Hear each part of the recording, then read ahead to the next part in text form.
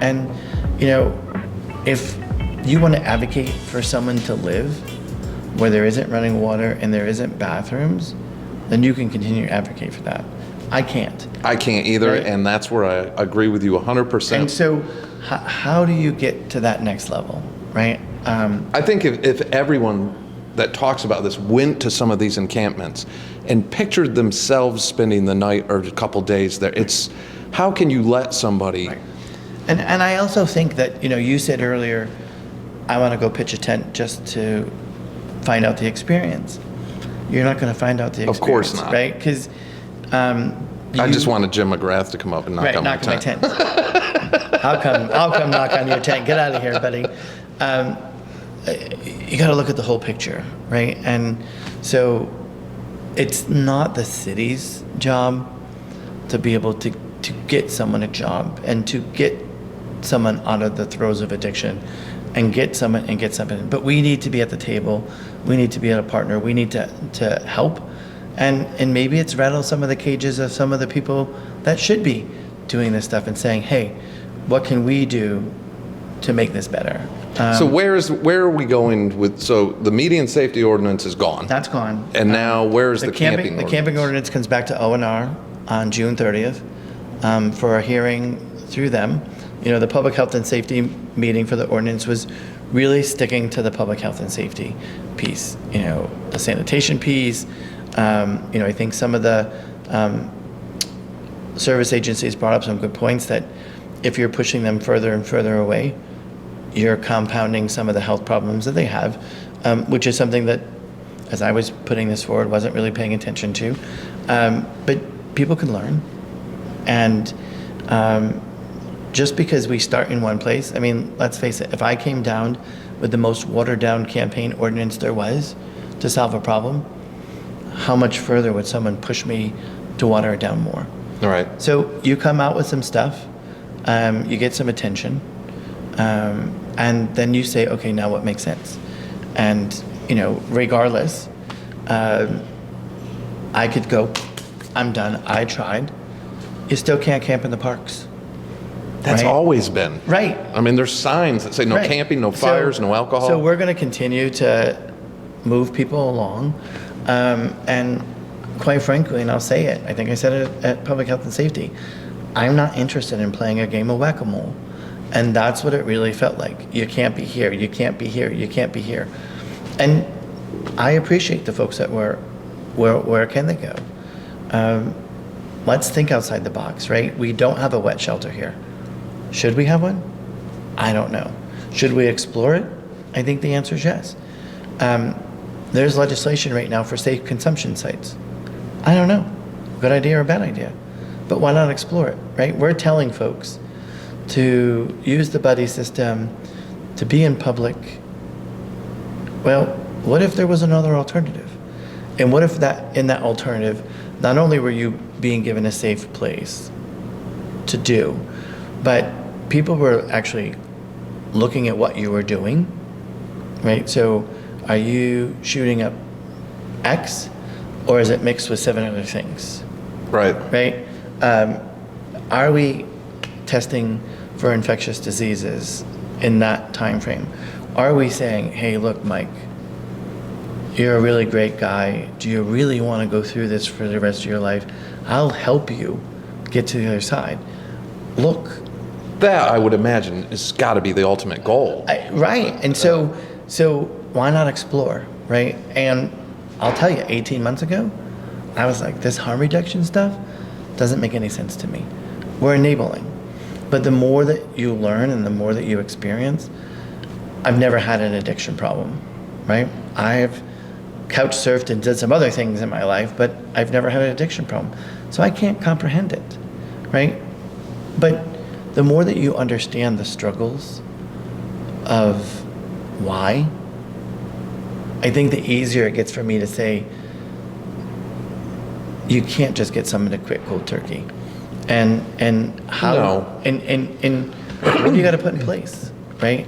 I think the economic situation is the biggest driving factor that leads people to substance abuse, that because you feel like I ain't ever going anywhere.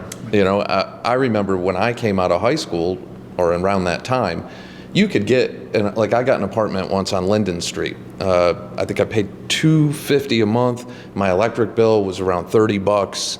It was not, I mean, to be unsheltered, you had to really try.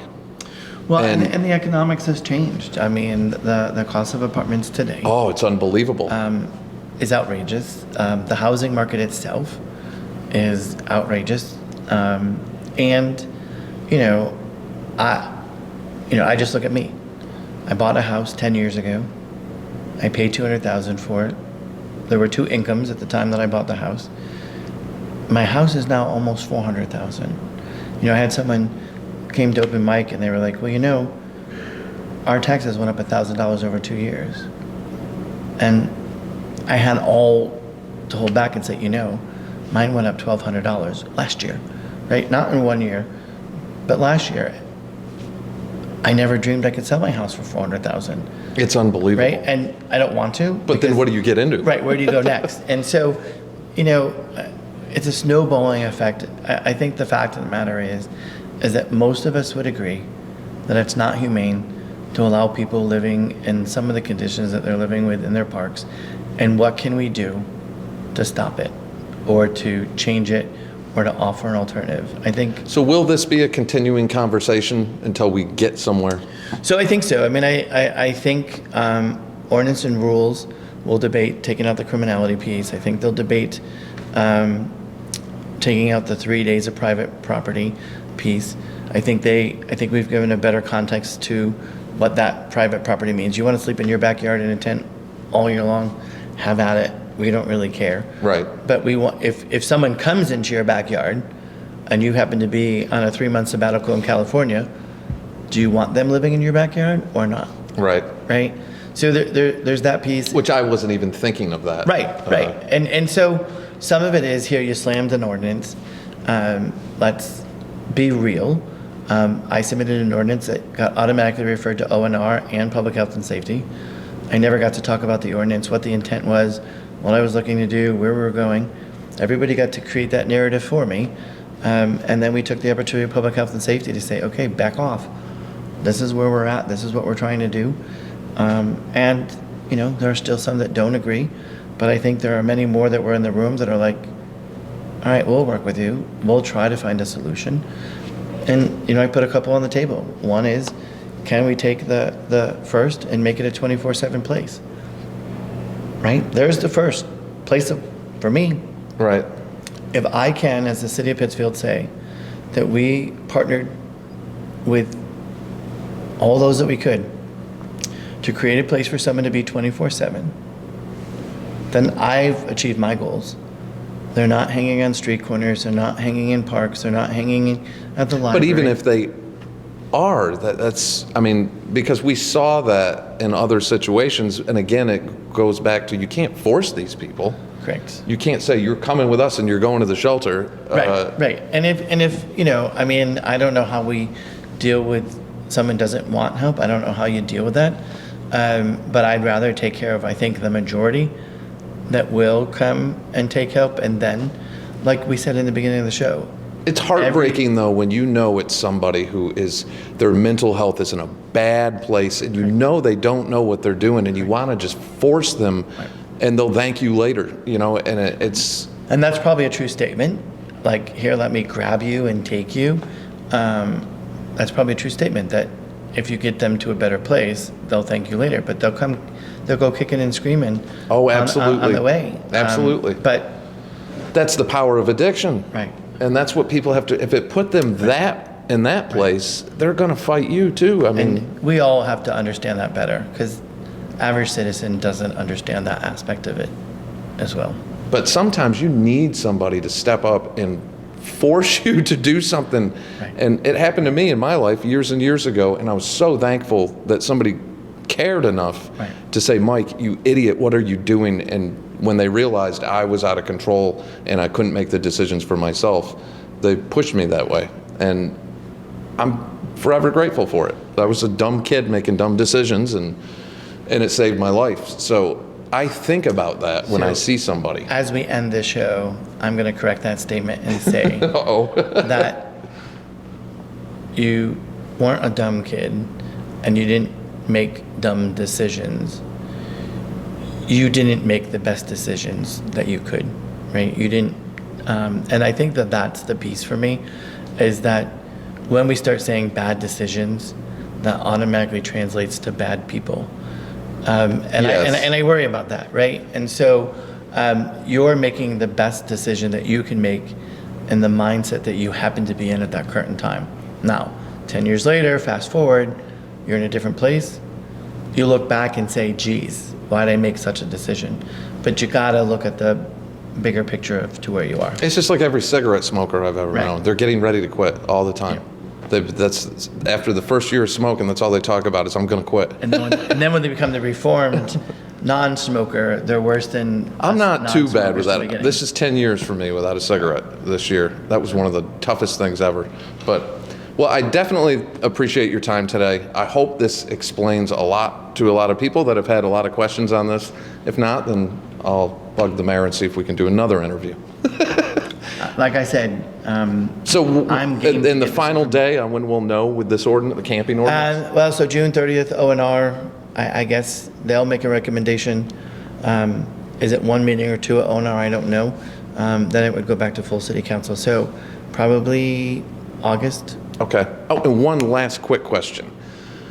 Watching the last council meeting, so the Charter Review Commission is going to look at changing the terms for school committee, city councilor, and city clerk from 2 to 4 years.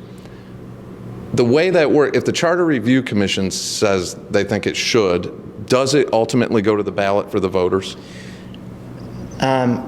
Yes. Okay. So as we are set up, we don't have a commission, we have a committee. Okay. So there are some things the city council can change by ordinance. There are some things that may be a special act of the legislature, and then there are some that have to go on the ballot. So that would be one that's a ballot? Yep. Okay. All right, now I do know the answer to that, because I wasn't sure, and I'm against it. I think a 4-year mayor is fine. I like the check and balance system because I think about recent councils we've had, and I think, wow, imagine if a 4-year mayor had to deal with 4 years of that and never be able to have a chance to. Well, on the flip side, I mean, I think government, as Pittsfield's seen it today, is working well. But what if it was a bad mayor that you got to deal with for 4 years? So, and for me, But that's why you can switch counselors too. But I'm also concerned, and I get the luxury of that this cycle. Do I stay quiet, or do I get involved in a campaign? And on the national level, we see the President of the United States getting involved in the campaign because what does a midterm election symbol, right? Is it really about the House and Senate, or is it about the agenda that the President of the United States is putting forward? And so with a midterm, when the mayor's safe and the councilors are running, is it about electing councilors, or is it about the mayor's agenda? And does the mayor get involved to be like, you're going to help me get my agenda across the line? You won't, so I'll support you. And But isn't that kind of politics? yeah, it is. I mean, it is. you got to build a coalition. That's true. Yep. All right. Well, thank you again, Mayor Marchetti. I definitely appreciate it. Thank you. And I'll be bugging you again soon. So hopefully, again, that's it, everybody. I'll see you in the next few days, but I hope that answers as many questions as that were sent in on those issues. So take care of yourselves, take care of each other, and I'll catch you soon.